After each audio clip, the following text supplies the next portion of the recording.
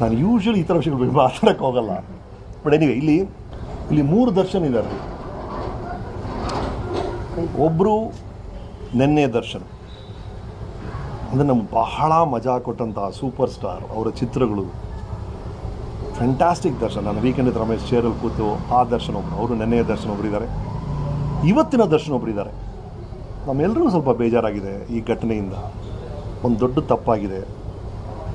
ಆ ತಪ್ಪಿಗೆ ಆಗಬೇಕಾದಂಥ ಶಿಕ್ಷೆ, ಆ ತಪ್ಪನ್ನು ಯಾರು ಮಾಡಿದಾರೋ ಆ ವ್ಯಕ್ತಿಗೆ ಶಿಕ್ಷೆ ಆಗಲೇಬೇಕು ಅನ್ನೋದು ಕಾನೂನು, ಅದಾಗುತ್ತೆ.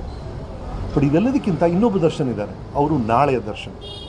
ಆ ನಾಳೆಯ ದರ್ಶನ್ ಇದ್ದಾರಲ್ಲ, ಓಕೆ, ಈ ಸಮಸ್ಯೆಯಿಂದ ಹೊರಬಂದಾಗ, ಅದಕ್ಕೇನಾದ್ರು ಶಿಕ್ಷೆ ಇದ್ದರೆ ಅದನ್ನು ಅನುಭವಿಸಿ ಹೊರಗೆ ಬಂದಾಗ ಆ ನಾಳೆಯ ದರ್ಶನ್ ಏನು ಮಾಡ್ತಾರೆ ಅನ್ನೋದು ಭಾಳ ಇಂಟ್ರೆಸ್ಟಿಂಗ್. ಈಗ ಲೈಫಲ್ಲಿ ನಾನು ಮುಂಚೆನೇ ಹೇಳಿದ್ದೀನಿ, ನೋ ಯು ಟರ್ನ್ ಅನ್ನೋ ಬೋರ್ಡ್ ಇರೋದು ರಸ್ತೆಯಲ್ಲಿ ಮಾತ್ರ.